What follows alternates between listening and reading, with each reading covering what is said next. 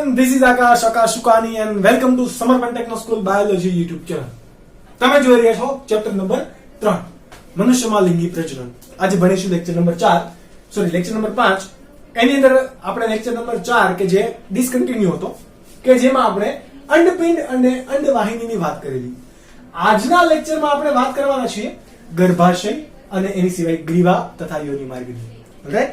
તો પહેલા આપણે લઈએ A B અને પછી આવે C. તો ગર્ભાશય. ઓકે, ચલો ગર્ભાશયનું સ્થાન ક્યાં છે? તો કે સ્થાન ક્યાં છે? મળાશય અને મૂત્રાશયની વચ્ચે. આપણે જે લાસ્ટ લેક્ચરની અંદર પણ વાત કરેલી. ઉપર મૂત્રાશય હશે, નીચે મળાશય હશે, તો વચ્ચે કોણ આવેલું છે? કોણ?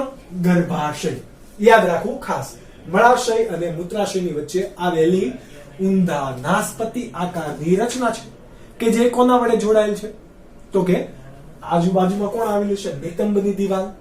કોણ આવેલું હોય? નિતંબની દિવાલ સાથે જોડાણ થયેલું હોય. આ ગર્ભાશય છે. શા માટે ગર્ભાશય કીધું? એ ગર્ભને આશરો આપશે, એટલે કે વિકાસ પામતા ગર્ભનો આશરો કે જે જગ્યાએ એ વિકાસ કરશે ગર્ભ, એ ભાગને શું કહેવાય? એ ભાગને કહેવાશે ગર્ભાશય. કઈ રીતે આ ક્યાં આવેલું છે? તો કે નિતંબ ગુહાની દિવાલ સાથે સ્નાયુ બંધ વડે જોડાયેલ ઊંધા નાસપતિ આકારની રચના છે કે જે વિકસતા ગર્ભને, કાર્ય પણ આપણે લખીએ કે વિકસતા ગર્ભનું સ્થાન, એટલે કે વિકસતા ગર્ભને સ્થાન પૂરું પાડે વિકસવા માટે. ઓકે, તો એને શું કહેવાશે? ગર્ભાશય. શું કહેવાય? ગર્ભાશય. ચલો, આ ગર્ભાશય છે એની સાથે સાથે કોણ કોણ જોડાયેલું છે? એનો દૂરસ્થ છેડો, એટલે કે આ ગર્ભાશયનો દૂરસ્થ છેડો સાંકડો બને છે અને ગ્રીવા બનાવે છે. ગ્રીવાની વચ્ચે આવેલો આ પોલાણયુક્ત ભાગને શું કહેવાય? ગ્રીવા કોટર. અને હજુ એનો દૂરસ્થ છેડો યોનિ માર્ગ બનાવે છે. શું બનાવે? યોનિ માર્ગ. ઓકે, તો આ વસ્તુ તમારે યાદ રાખવાનું છે કે ક્યાં ગ્રીવા આવેલું હોય, ક્યાં યોનિ માર્ગ. જો કે તમને તો યાદ રહે છે. ઓલરાઈટ, તો આપણે એને આગળ ધપાવીએ. હવે ગર્ભાશય છે એમાં 3 દિવાલ આવેલી છે. તમને એવું થશે કે આટલું બધું જાડું આ શું દોરેલું છે? તો એમાં કેટલી દિવાલ આવેલું હોય? 3 દિવાલનું બનેલ સ્તર. કઈ દિવાલ છે? તો એ પણ આપણે જોઈ લઈએ. સૌથી બહારના ભાગે આવેલી દિવાલ, એટલે કે આ સૌથી બહારના ભાગે આવેલી દિવાલને શું કહેવાશે? તો કે પેરીમેટ્રિયમ. શું કહેવાય? પેરીમેટ્રિયમ. અને બીજું એનું નામ છે એપિમેટ્રિયમ. એપી અથવા તો પેરીમેટ્રિયમ. શા માટે એને પેરીમેટ્રિયમ કે એપિમેટ્રિયમ કીધું? એપી એટલે કે સૌથી બહારનો ભાગ, પેરી એટલે કે આખા ભાગને આવરણ કરતો હોય એવો પરિઘવર્તી ભાગ. ઓકે, તો એને એટલા માટે એને પેરી નામ આપ્યું. ત્યારબાદ આ વચ્ચેનો ભાગ છે, જો એ થોડોક ફૂલેલો તમને દેખાશે, છે કે નહીં? તો એ ભાગને શું કહેવાય? માયોમેટ્રિયમ. એટલે કે આ ભાગ ને શું કહેવાશે? માયોમેટ્રિયમ. અને એની અંદર આવેલી આ ત્રીજી દિવાલ, એટલે કે સૌથી અંદરનો ભાગ, એને શું કહેવાય? એન્ડો. કેવો? ગેન્ડો નહીં, કેવો? એન્ડોમેટ્રિયમ. કેટલી દિવાલ થાય આપણે અહીંયા દર્શાવીએ તો પહેલી સૌથી બહાર આવેલી એપિમેટ્રિયમ, એના બાદ માયોમેટ્રિયમ અને એના બાદ ત્રીજું એન્ડોમેટ્રિયમ. 3 ના કાર્ય કેવા છે? અલગ અલગ. અને 3 ની રચના પણ કેવી છે? અલગ અલગ. ચલો, પેરીમેટ્રિયમ અથવા તો એન્ડોમેટ્રિયમ એ કેવું છે? સૌથી બહારનું પાતળું રક્ષણાત્મક આવરણ કે જેને શું કહેવાય? પેરીમેટ્રિયમ અથવા તો એન્ડોમેટ્રિયમ. ત્યારબાદ કોણ છે? પેરીમેટ્રિયમ અથવા તો એપિમેટ્રિયમ. ત્યારબાદ કોણ છે બીજા નંબરે? વચ્ચે આવેલું માયોમેટ્રિયમ. કેવું છે? માયોમેટ્રિયમ એ શાનું બનેલું હશે તો કે સરળ અરેખિત સ્નાયુનું બનેલ હશે. શાનું? સરળ અરેખિત સ્નાયુ. અરેખિત સ્નાયુ બોલે તો કેવા હશે? રેખિત સ્નાયુ એ આપણા પેલા હતા કંકાલ સ્નાયુના આપણે વાત કરેલી હતી. એ રેખિત સ્નાયુ તો કે જઠરની દિવાલમાં, અરેખિત સ્નાયુ તો કે ક્યાં હોય? જઠરની દિવાલમાં હોય અથવા તો કોઈ પણ અંગોની રચનાની અંદર એ કઈ આવેલા હોય? અરેખિત સ્નાયુ, ત્રાક આકારના સ્નાયુ કોષો હોય. કેવા હોય? ત્રાક આકારના સ્નાયુ કોષ એક જ કોષ કેન્દ્ર હોય. જ્યારે રેખિતમાં લાંબા હોય કોષો, ઓકે, અને એની અંદર ઘણા બધા કોષ કેન્દ્રો હોય, બહુ કોષ કેન્દ્રીય હશે. જ્યારે અરેખિત સ્નાયુ કેવું હોય? એક કોષ કેન્દ્રીય ત્રાક આકાર. અને આ અરેખિત સ્નાયુનું કેવું હોય? ઐચ્છિક હલનચલન દર્શાવે કે અનૈચ્છિક? તો કે અનૈચ્છિક સ્નાયુ પણ કહેવાય. કેવું કહેવાય એને? અનૈચ્છિક. જ્યારે કંકાલ સ્નાયુ હોય તો એને કેવા કહેવાય? ઐચ્છિક સ્નાયુ. અરેખિત સ્નાયુ હોય તો એને કેવા કહેવાય? અનૈચ્છિક સ્નાયુ. આ અરેખિત સ્નાયુનું બીજું હજુ નામ છે કોષ્ઠાંતરીય સ્નાયુ. કેવા? કોષ્ઠાંતરીય સ્નાયુ. ચલો, આનું કામ શું હશે તો આપણે અહીંયા કાર્ય પણ દર્શાવીએ.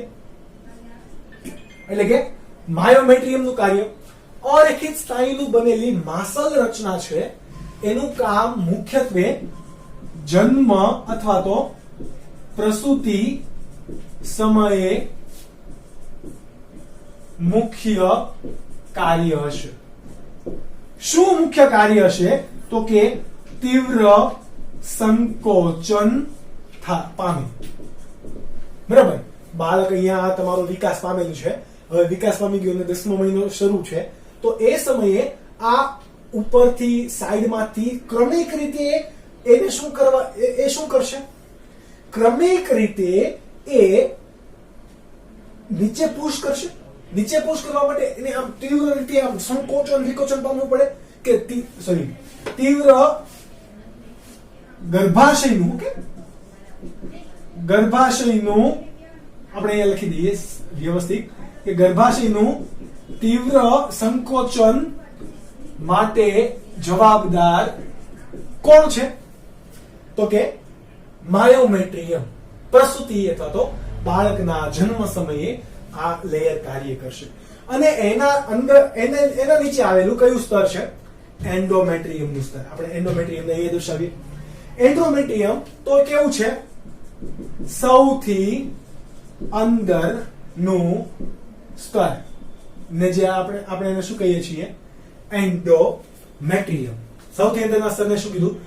એન્ડોમેટ્રિયમ. કેવું સ્તર હશે તો કે ગ્રંથિયુક્ત સ્તર હશે. કેમ ગ્રંથિયુક્ત? તો કે અહીંયા કોઈ પણ હવે આ ગર્ભાશય છે, અંડકોષ છે, એનું ફલન થઈને આ ફલિતાંડ છે, તો આ ફલિતાંડ ક્યાં સ્થાન પામે છે? પેરીમેટ્રિયમમાં, માયોમેટ્રિયમમાં કે એન્ડોમેટ્રિયમમાં? એન્ડોમેટ્રિયમમાં. એટલે કે ગર્ભ સ્થાપન આ સ્તરે થાય. જો ફલન થાય તો, એટલે કે અહીંયા આપણે લખવું પડે કે ફલન બાદ ગર્ભ સ્થાપન એન્ડોમેટ્રિયમના સ્તરે થાય.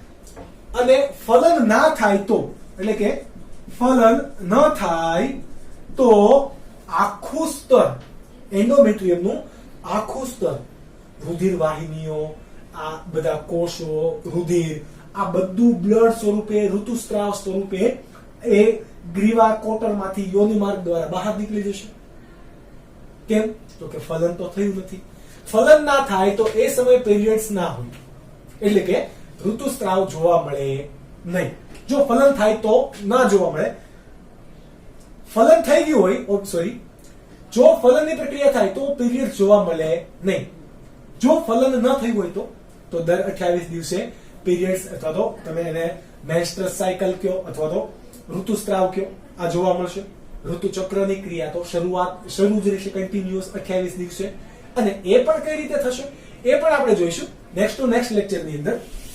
ફલન ન થાય તો સમગ્ર આવરણ તૂટી ખરી પડે. ખરી પડે ઇન ધ સેન્સ કે આખું આવરણ તૂટીને એક કયા માર્ગે જશે? ગ્રીવા કોટર. આ બહારનો ભાગને શું કહેવાય? ગ્રીવા, ગરદન. ઓકે, પરંતુ એની અંદર આવેલા કોટરને શું કહેવાશે? ગ્રીવા કોટર. વચ્ચે આવરણ જે હોય સાંકડી રચનાને શું કહેવાય? ગ્રીવા કોટર. ગ્રીવા કોટર પછી શેમાં ખુલશે? યોનિ માર્ગમાં, કે જે બાહ્ય જનનાંગો વડે ઘેરાયેલી હશે. ઓકે, તો યોનિ માર્ગ થી એ બધા ઘટકો બહાર નીકળી જશે. તો આ વાત કોની હતી? એન્ડોમેટ્રિયમની. ખરી પડે ક્યારે? કયા સ્વરૂપે? તો કે ઋતુ સ્ત્રાવ સમયે. ખરી પડે. કેટલા દિવસે થાય? તો કે 28 દિવસે. એ તો ઓબ્વિયસલી તમને બધાને ખબર જ છે.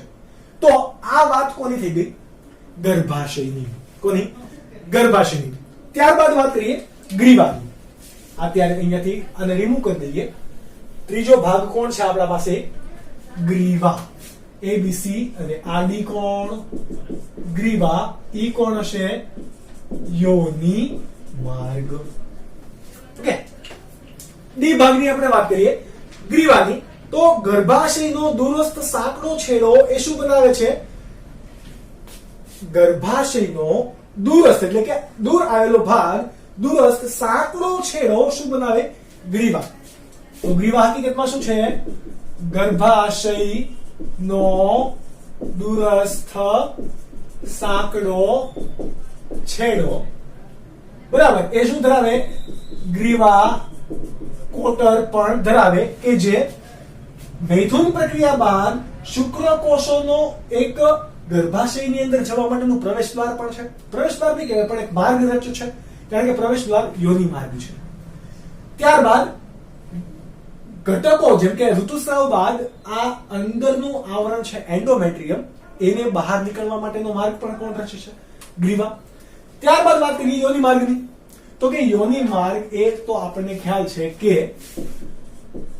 પ્રજનન બાદ શુક્ર કોષોનો પ્રવેશ દ્વાર તરીકે પણ વર્તે. બરાબર. આની સિવાય ઋતુ સ્ત્રાવના નિકાલ પણ કોણ કરે? ઋતુસ્રાવના બહાર નીકળવાની પ્રક્રિયા પણ કયા ભાગેથી થશે? યોનિ માર્ગ ભાગેથી. કયા ભાગેથી? યોનિ માર્ગ ભાગેથી. ઓકે, આ યોનિ માર્ગ એ જન્મ સમયે તમારે ખાસ અહીંયા યાદ રાખવાનું છે કે યોનિ માર્ગ અને ગ્રીવા કોટર મેં તમને કીધું હતું ને, આ ભાગ અહીંયા હું તમને લખી દઉં કે યોનિ માર્ગ પ્લસ ગ્રીવા કોટર, આ બંને ભેગા મળીને શું બનાવે? જન્મ નળી. ઇંગ્લિશમાં એને શું કહેવાય? Birth canal. શું કહેવાશે ઇંગ્લિશમાં? Birth canal. શા માટે? વિકસ તો ગર્ભ અહીંયા છે, પરંતુ આ ગ્રીવા પહોળી થઈને બાળકને બહાર નીકળવા માટેનો માર્ગ બનાવે છે. એટલે કે એ ફક્ત ગ્રીવા કોટર તો કે નહીં, યોનિ માર્ગ પણ. એટલા માટે બંનેને સંયુક્ત રીતે શું કહેવાય? જન્મ નળી. શું કહેવાય? જન્મ નળી. આ યોનિ માર્ગની બહાર શું આવેલું હોય? યોનિ પટલ. શું આવેલું હોય? યોનિ પટલ, કે જે ને શું કહેવાય? હાઇમેન નું બનેલું હશે. શાનું બનેલું હોય? હાઇમેન નું બનેલું હોય, એટલે એના માટેનું બીજું નામ અપાય હાઇમેન પટલ પણ કહેવાય, કે જે યોનિ માર્ગનું રક્ષણ કરશે. શું કરશે? યોનિ માર્ગનું રક્ષણ. અથવા તો યોનિ માર્ગનો દરવાજો પણ એને કહી શકો તમે. કયા કહી શકો? ઓલરાઈટ. તો બર્થ કેનાલ યાદ રાખવાનું છે તમારે, યોનિ માર્ગ યાદ રાખવાનું છે. યોનિ માર્ગનો દૂરસ્થ છેડો કે જે શ્લેષ્મિકા હાઇમેનની જાડી ગળી પટલથી બનેલું હોય, જે બંધ હોય, એને શું કહેવાય? અહીંયા હું દર્શાવી દઉં રેડ કલરથી. તો આ ભાગ શું છે?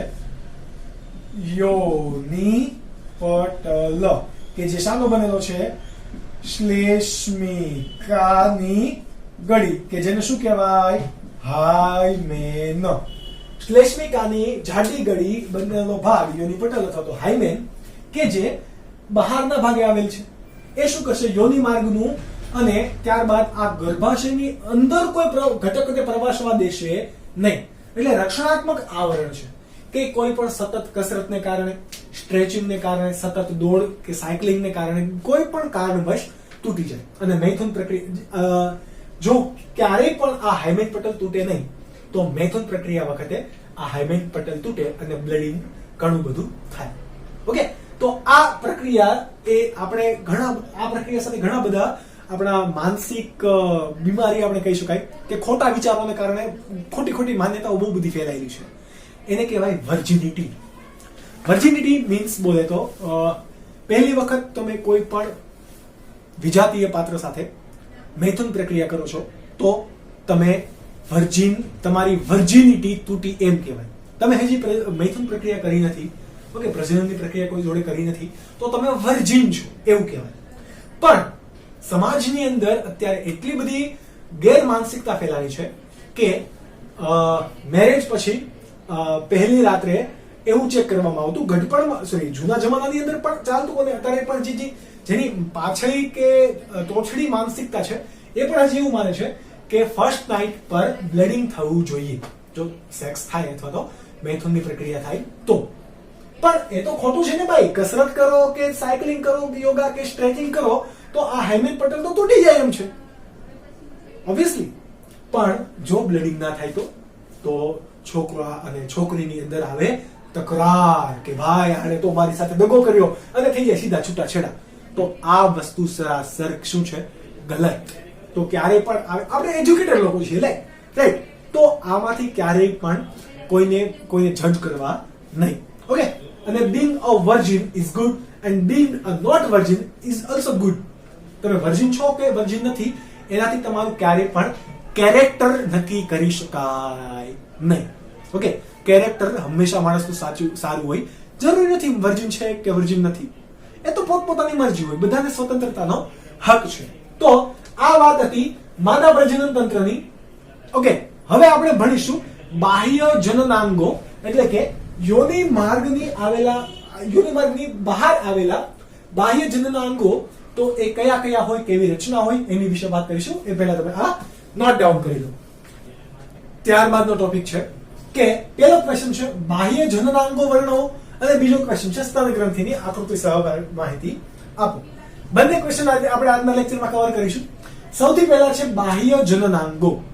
બાહ્ય જનનાંગો માટે આ આકૃતિ તમને કે ચોપડીમાં આપેલી નથી, પરંતુ ઓબ્વિયસલી છોકરીઓને ખબર હોય જેવી રીતે આપણે છોકરાનો પ્રજનન તંત્ર અને બધા ભાગો દર્શાવી ડ્રો કરીને સમજાવીએ છીએ એવી રીતે આપણે ફિમેલ પાર્ટ્સ પણ આપણે સમજાવીશું. ઓકે, બીકોઝ બાયોલોજી છે તમને આમનું સમજમાં નહીં આવે તો કોઈ શરમ વિના તમારે પણ આ ડાયાગ્રામ્સ દોરવા કે જેનાથી તમે આકૃતિ સારી રીતે યાદ રાખી શકો, જેનાથી તમને માહિતી તમારા મગજની અંદર ક્લિયર રહેશે. ઓકે, સૌથી પહેલા આપણે વાત કરીએ કે બાહ્ય જનનાંગોની અંદર કોનો સમાવેશ થાય છે. તો આ પહેલો ભાગને શું કહેવાશે? મોન્સ પ્યુબિક. શું કહેવાશે? મોન્સ પ્યુબિક. ત્યારબાદ કોણ છે? આ ભાગ રેડ કલર થી જે દર્શાવેલ છે ને અહીંયા એ કોણ છે? મુખ્ય ભગોષ્ઠ. કોણ? મુખ્ય ભગોષ્ઠ. ત્યારબાદ મુખ્ય ભગોષ્ઠની તરત જ નીચે આવેલી ગળીમય પેશીની રચના એ કોણ છે? ગૌણ ભગોષ્ઠ. કોણ? ગૌણ ભગોષ્ઠ. આ ગૌણ ભગોષ્ઠની ઉપરની બાજુએ આવેલી બ્લુ કલરથી મેં જે દર્શાવેલ છે એ નરના શિશ્નને સમાન પરંતુ ખૂબ નાની રચના એને શું કહેવાશે? ભગ્ન શિશ્નિકા. ઓકે, તો આ ચાર પાર્ટ્સ. આની સિવાય હજુ એક પાર્ટ આવશે મોન્સ વેનેરિસ, પરંતુ એ આપણે અહીંયા સમજવાની જરૂરિયાત નથી. તો આ મુખ્ય ચાર ભાગોનો સમાવેશ શાની અંદર થાય છે? બાહ્ય જનનાંગોની અંદર. સૌથી પહેલા આપણે વાત કરીએ મોન્સ પ્યુબિકની. તો મોન્સ પ્યુબિક એ જ્યાં પણ આપણા નિતંબ ગુહા હોય એટલે એની આગળની બાજુએ કે જ્યાં આપણા સાથળ, ઓકે, કે આપણી જે થાઈસ ભેગી થાય છે એના ભાગે અને નાભીથી નીચેના ભાગે. નાભી ક્યાં હશે? તો કે આ ભાગે રહી નાભી. ઓકે, નાભીની નીચેના ભાગે આવેલ ત્રિકોણાકાર રચના જે ગોઠવાશે એ કોણ છે? મોન્સ પ્યુબિક. કેવું છે? મેદ પેશીનું ત્વચા દ્વારા આવરિત ગાદી જેવી રચના. શાનું બનેલું છે? મેદ પેશીનું આવરણ હશે. કેવું? મેદપેશીનું કે અહીંયા શું આવેલું હશે? ચરબી. મેદપેશી બોલે તો ચરબી આવેલી હશે કે જે એકદમ ગાદી જેવું આવરણ છે કે જેને શું કહેવાય? મોન્સ પ્યુબિક, કે જે શું ધરાવે છે? પ્યુબિક વાળ, પ્યુબિક હેર, અથવા તો તમે એને જનનાંગીય વાળ પણ તમે એને કહી શકો. એ શું ધરાવે? જનનાંગીય વાળ. બરાબર. આપણે બહુ બધા તો અહીંયા નહીં ડ્રો કરી શકે. નર અને માદા બંનેની અંદર શું આવેલા હોય? જનનાંગીય અથવા તો પ્યુબિક હેર આવેલા હશે. ઓકે, તો જે ભાગે પ્યુબિક હેર આવેલા છે એ ભાગને શું કહેવાશે? મોન્સ પ્યુબિક. એની અંદર ચરબીનું આવરણ આવે છે, ગાદી જેવી રચના છે, એટલા માટે આપણે એને કીધું છે મોન્સ પ્યુબિક. ત્યારબાદ મોન્સ પ્યુબિક થી નીચે જઈએ અને યોનિ માર્ગની ફરતી ઘેરતી રચના અથવા તો યોનિ માર્ગની ફરતી ઘેરાયેલી ઉપસેલી જાડી હોઠ જેવી રચના કે જેને શું કહેવાય? મુખ્ય ભગોષ્ઠ. શું કહેવાશે? મુખ્ય ભગોષ્ઠ. આ મુખ્ય ભગોષ્ઠનું બરાબર એ નરની સાથે એની સરખામણી કરવા જઈએ તો કોના જેવી એની સપાટી હશે? વૃષણ કોથળી જેવી, જેનાથી પુરુષો અથવા તો છોકરાઓ વધારે આસાનીથી સમજી શકશે. ઓકે, હું જે શબ્દો કહું છું એનાથી. મુખ્ય ભગોષ્ઠ એ કોને સમમૂલક અંગ છે? તો કે નર વૃષણ કોથળી સમાન. બરાબર. મુખ્ય ભગોષ્ઠનું કાર્ય ક્યાં આવેલું છે?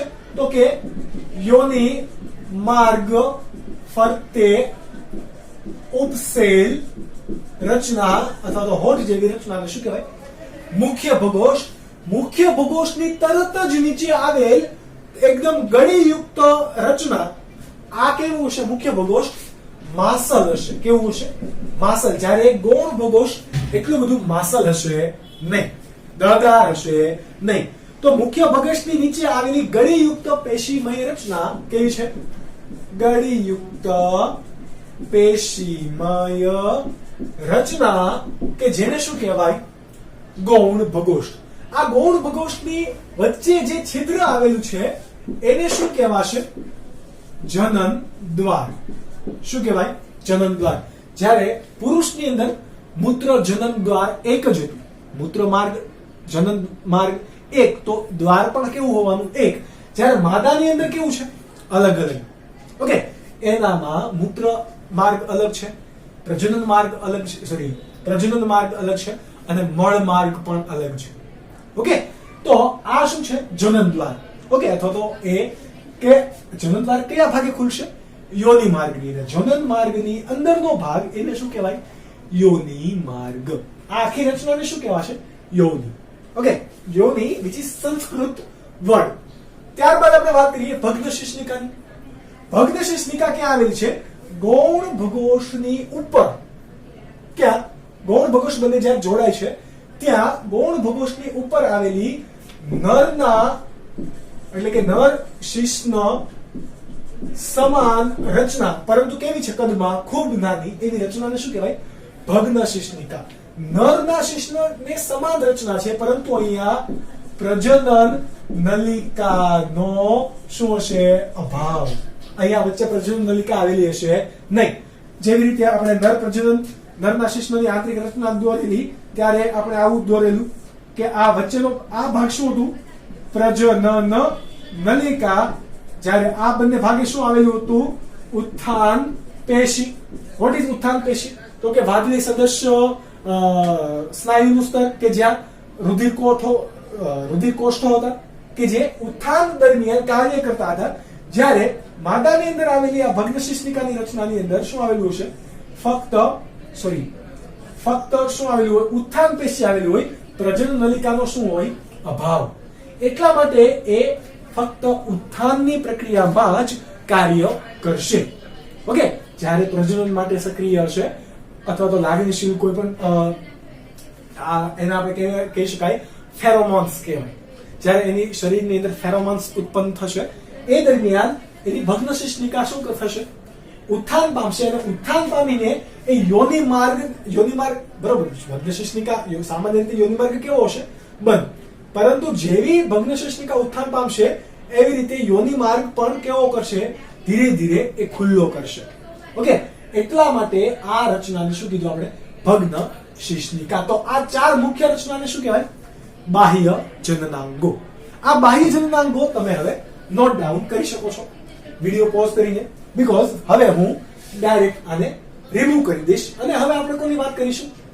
સ્તન ગ્રંથિની આકૃતિ સહ રચના. ઓકે, ચલો હવે આપણે બધા જ મનુષ્ય કેવા છે?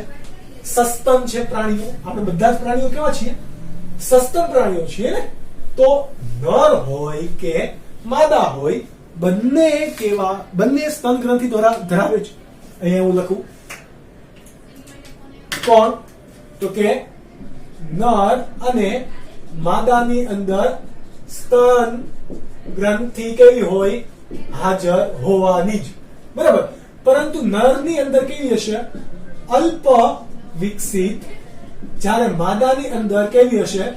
સંપૂર્ણ વિકસિત. કેવી? નરની અંદર અલ્પ વિકસિત, માદાની અંદર સંપૂર્ણ વિકસિત. આ કઈ? સ્તન ગ્રંથિ હોવાની. આ સ્તન ગ્રંથિનું કાર્ય શું હોય?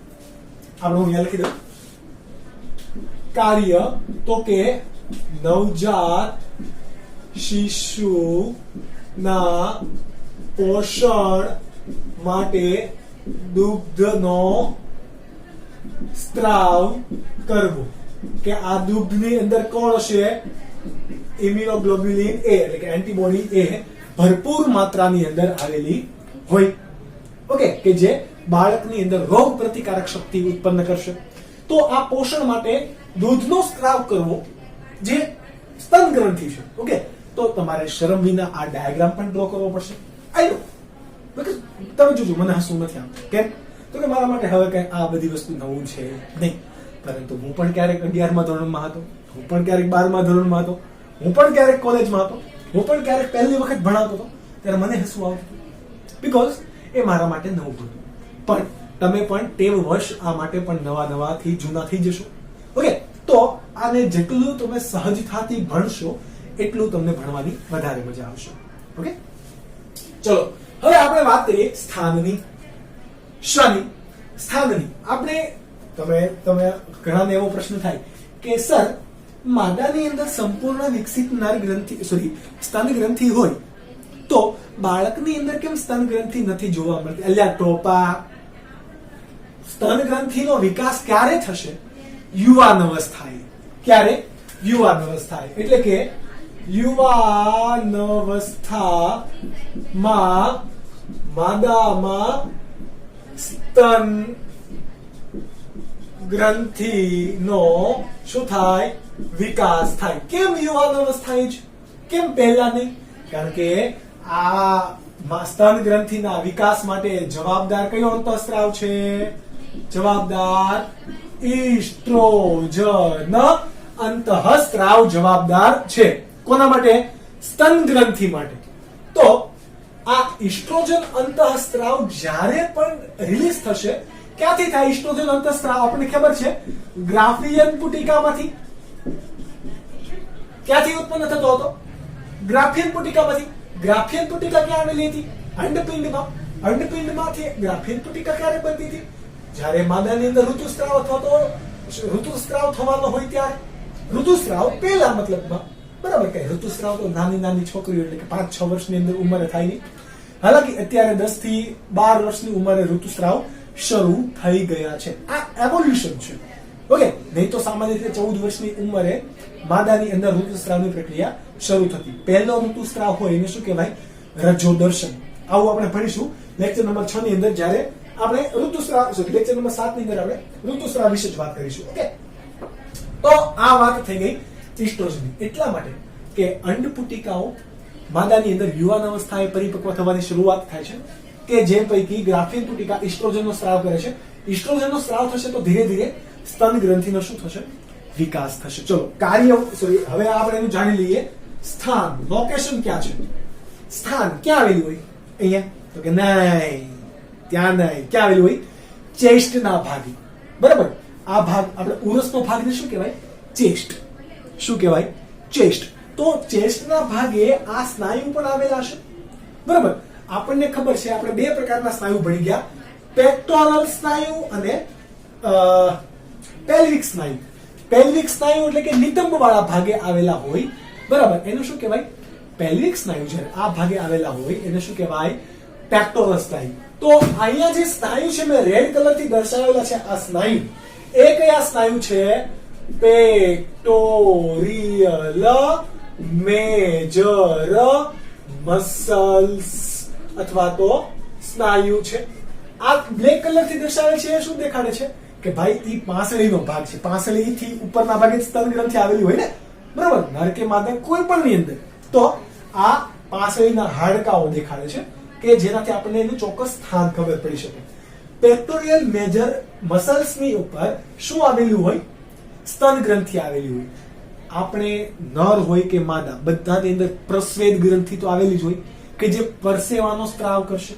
ઓકે, પરસેવો સ્વરૂપે શરીરની અંદરથી અશુદ્ધિઓ દૂર કરશે. પરંતુ આ સ્તન ગ્રંથિ છે એ પ્રસ્વેદ ગ્રંથિનું રૂપાંતરિત સ્વરૂપ છે. શાનું? પ્રસ્વેદ ગ્રંથિનું રૂપાંતરિત સ્વરૂપ ક્યાં આવે છે? પેક્ટોરિયલ મસલ્સ, પેક્ટોરિયલ સ્નાયુ ઉપર આવેલ પ્રસ્વેદ ગ્રંથિનું રૂપાંતરિત સ્વરૂપ છે કે જે દૂધનો સ્ત્રાવ કરશે કે નહીં. આ થઈ ગયું એને સ્થાન. હવે આપણે એની વાત કરીશું શાની? રચનાની. શાની?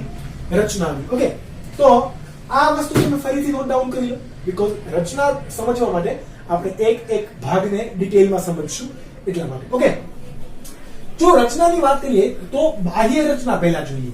કેવી? બાહ્ય રચના. બાહ્ય રચના પુખ્ત સ્તન હોય એના જોઈએ તો એ સ્તન ગ્રંથિ એ ઉપસેલ ગ્રંથિ છે અથવા ઉપસેલ અથવા તો ફૂલેલી ગ્રંથિ છે કે જે નિપલ ધરાવે છે. શું ધરાવે છે? નિપલ. ઓકે, તો આપણે અહીંયા પહેલા રચને બાહ્ય રચના. તો બાહ્ય રચના કેવી છે? તો કે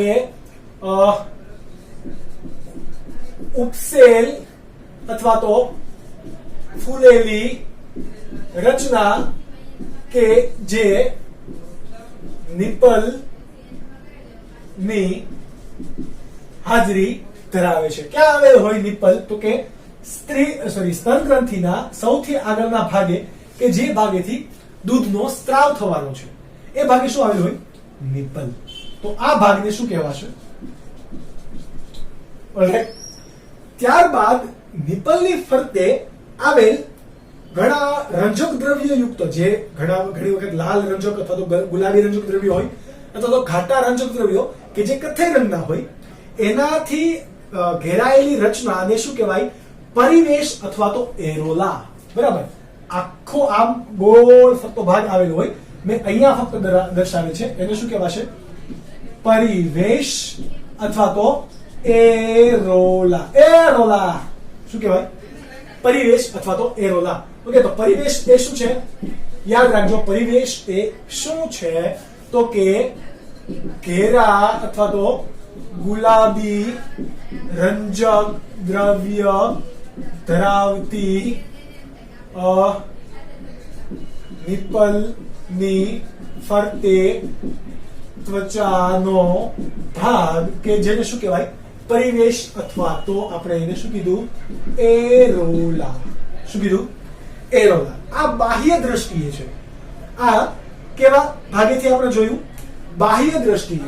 આંતરિક રચના આપણે જો જોઈએ એની કેવી રચના? આંતરિક રચના. તો દરેક સ્તન ગ્રંથિ એ શું ધરાવે છે? 15 થી 20 જેટલા સ્તન ખંડો ધરાવે છે. શું ધરાવે છે? 15 થી 20 જેટલા સ્તન ખંડો. આપણે એવું લખી શકાય સ્તન ખંડો કેટલા? 15 થી 20. એને શું કહેવાશે? ટ્યુબ્યુલો આલ્વિયોલર લોબ. શું કહેવાય? 15 થી 20 સ્તન ખંડો કે જેને શું કહેવાય? Tubular alveolar lobe. શું કહેવાય? Tubular alveolar lobe. ક્યાં છે તો કે જો આપણે બ્લુ કલર થી દર્શાવે છે આ બધા જ શું છે ટ્યુબ્યુલર એલ્વિઓલર લોબ અથવા એને શું કહેવાશે સ્તન ખંડ આ દરેક સ્તનખંડ એ દ્રાક્ષના ઝુમખા જેવું હોય એટલે એલ્વિયોલર ટ્યુબ છે એ કેવું છે આવું દ્રાક્ષનું ઝુમખું છે આવી રીતે બરાબર કે જેની અંદર ઘણી બધી દ્રાક્ષ આવેલી છે કે નથી આવેલી જેમ કે હું ડ્રો કરું આ બધા ભાગ તો આ બધા ભાગ શું છે દ્રાક્ષ બોલે તો સ્તનખંડિકા તમે કહેતા છો કે ભાઈ એને ગ્રેપ્સ કહેવાય પણ હું કયા એંગલ થી વાત કરું છું એ તો તમે સમજો બાપુ આ આખો ભાગને આપણે શું કીધું સ્તનખંડ પરંતુ આ સ્તનખંડ ની અંદર આવેલા દરેક ભાગને શું કહેવાશે સ્તનખંડિકા શું કહેવાય સ્તનખંડની અંદર આવેલ દરેક નાના નાના ખંડિકાઓને શું કહેવાય સ્તનખંડિકા અથવા તો એને બીજા કહેવાય વાયુકોષ્ઠ જેવી રચના હોવાથી એને કહેવાય બીજું એલ્વિયોલી શું કહેવાય સ્તનખંડિકા કોના જેવી રચના છે વાયુકોષ્ઠ જેવી રચના વાયુકોષ્ઠ ઇંગ્લિશમાં શું કહેવાય એલ્વિયોલી એલ્વિયોલી બરાબર આ એલ્વિયોલી બહુ બધા એલ્વિયોલી ભેગા થઈને શું બનાવે ટ્યુબ્યુલર એલ્વિયોલર લોબ એટલે કે આ બધાનો ભેગો મળેલો ખંડ નળાકાર ટ્યુબ્યુલર ખંડ યાદ રહી જાય કેવો રહી જાય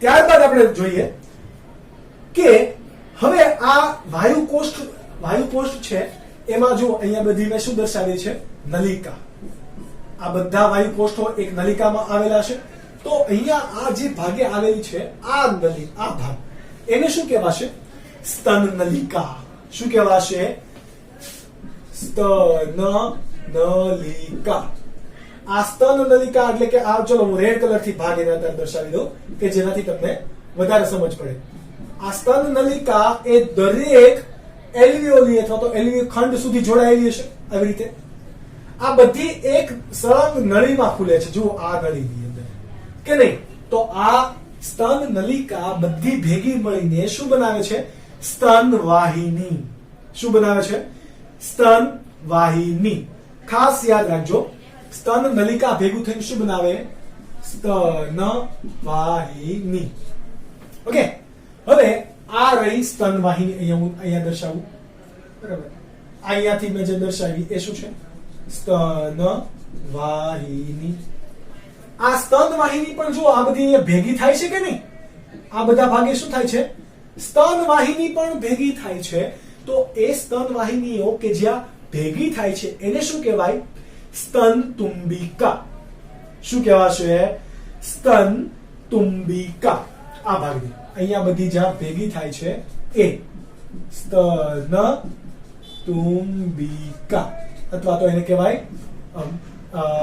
મેમરી એમ્પ્યુલા ઇંગ્લિશમાં બીજું એને શું કહેવાય મેમરી એમ્પ્યુલા અને આ મેમરી એમ્પ્યુલા ભેગી થઈને એક બાહ્ય ભાગે ખુલે છે એને શું કહેવાય ઇંગ્લિશમાં લેક્ટિફેરસ ડક્ટ એટલે કે આ નિપલના ભાગેથી અહીંયા બહાર નીકળવાનો જે ભાગ છે એ ભાગે આવેલી ડક્ટ ને શું કહેવાય તો એ ભાગને શું કહેવાય એવું લખી દઉં સૌ બધી જો આ મેમરી એમ્પ્યુલા છે બરાબર સ્તન વાહિની ભેગી થઈને શું બનાવે છે સ્તન તુંબિકા સ્તન વાહિની કોના જોડાણથી બની તો કે સ્તન નલિકા આવું તમને કરી દઉં એટલે વધારે યાદ રહેશે સ્તન નલિકા ભેગી થઈને સ્તન વાહિની ભેગી થઈને સ્તન તુંબિકા આ સ્તન તુંબિકા ભેગી થઈને શું બનાવે છે લેક્ટિફેરસ ડક્ટ ડક્ટ બોલે તો કે એક એવો ભાગ કે જ્યાંથી બહાર ભાગ નીકળવાનો છે ઓકે લેક્ટિફેરસ ડક્ટ શેમાં ખુલે છે તો કે નિપલની અંદર લેક્ટિફેરસ ડક્ટ એ શાનું શું કરશે દૂધનો શરીરની બહાર સ્ત્રાવ કરવા માટે જવાબદાર હોય સ્તન ગ્રંથિમાંથી. ઓલરાઈટ. તો હવે એમ પૂછે કે દૂધનું નિર્માણ કોણ કરશે? કોણ કરે? વિચારો તો. ટ્યુબ્યુલર એલ્વિયોલર લોબ કે એલ્વિયોલી? કોણ કરશે? એલ્વિયોલી. એલ્વિયોલી ભેગા થઈને શું બનાવે છે? એલ્વિયોલર લોબ. તો અહીંયા મારે તમને કેવું હોય કે સ્તન નલિકા કોને જોડે છે? સ્તન ખંડોને કે પછી સ્તન ખંડિકાને? તો સ્તન ખંડિકામાંથી જો આવી રીતે, બરાબર, અહીંયાથી ઘણા બધા કોણ જોડાયેલા હોય? સ્તન ખંડિકા કે નહીં? એ શેમાં ખુલે? સ્તન નલિકામાં. સ્તન નલિકા ક્યાં હાજર આવેલી હોય? સ્તન ખંડોમાં. સ્તન ખંડોની નળી એટલે કે કોણ? સ્તન વાહિની. જો આ ખંડ છે એની નળી સ્તન વાહિની, એ ભેગા મળીને સ્તન તુંબિકા બનાવે. એ ભેગા મળીને સ્ત્રવણ નલિકા અથવા તો સ્ત્રવણ લેક્ટિફેરસ ડક્ટ એને કહેવાય ગુજરાતીમાં. સ્ત્રવણ નલિકા પણ એને કહી શકો. ઓકે, સ્તન સ્ત્રવણ નલિકા અથવા તો દુગ્ધ સ્ત્રવણ નલિકા પણ કહેવાશે. ઓકે, તો એ ક્યાં ખુલે છે? એ ભેગા મળીને નિપલ નથી બનાવતા, પણ ક્યાં ખુલે છે? તો નિપલની બહાર. ઓકે, તો આ આખી રચના છે એ કેવી છે? સ્તન ગ્રંથિની રચના. તો આ બધો ભાગ શું છે? તમને એમ થાય તો આ બધા ભાગ શું છે? મેદ પેશીની રચના અથવા તો મેદ પેશીનું બનેલું આવરણ કે જે સ્તન ગ્રંથિ છે એને રક્ષણ આપશે. તથા મેદ પેશી શું હોય? ગરમી શોષક હોય કે નહીં? ઓકે, એટલા માટે એ શું કરે? ગરમી પણ એટલે કે શરીરનું અંદર કે સ્તન ગ્રંથિનું તાપમાન પણ જાળવી રાખશે કે જે સ્તન ગ્રંથિની અંદર દૂધના નિર્માણ માટે જવાબદાર હોય. ઓકે, તો આ ફરતે આવેલો ભાગ એ શાની હશે? મેદ પેશીની રચના. એની બહાર આવેલો ભાગ એ કોણ હોય? તો કે ત્વચા. કોણ હોય? ત્વચા. તો અહીંયા કઈ કઈ ગ્રંથિઓ આવેલી છે? ઇમેજિન કરો, કયા કયા ભાગ છે? તો આંતરિક રીતે સ્તન ગ્રંથિ એ ગ્રંથિમય પેશી, તંતુમય પેશી અને મેદયુક્ત પેશી ધરાવે. ઓકે, આ બધી ભાગ કેવી? ગ્રંથિમય પેશી, મેદયુક્ત પેશી અને ત્વચાની અંદર ભાગ અહીંયા આવેલો હશે. આ ભાગ, બરાબર, કે જે દિવાલ અંદરની આંતરિક દિવાલ રચે છે. એ કઈ પેશી હશે? તંતુમય પેશી. અહીંયા કઈ પેશી હશે? મેદ પેશી. અને આ બધી જ સ્તન ગ્રંથિ એને શું કહેવાય? ગ્રંથીય પેશી. ઓકે, તો ગ્રંથીય રચના. તો આ વાત હતી લેક્ચર નંબર 5 માટે બાહ્ય જનનાંગો અને સ્તન ગ્રંથિની. સ્તન ગ્રંથિ તમને 3 માર્ક્સની અંદર ગુજરાત બોર્ડમાં પૂછી શકે અને નીટની અંદરથી પણ ઘણા બધા આમાંથી એમસીક્યુઝ પૂછે છે. તો તમારે આને સારી રીતે પ્રિપેર કરવી પડે. તો આ તમે વાંચો, મહેનત કરો. ફરી મળીશું નેક્સ્ટ લેક્ચર નંબર 6 ની અંદર. ત્યારે આપણે વાત કરીશું કોની? તો કે અંડકોષ જનન. ત્યાં સુધી મહેનત કરતા રહો. Bye bye and take care.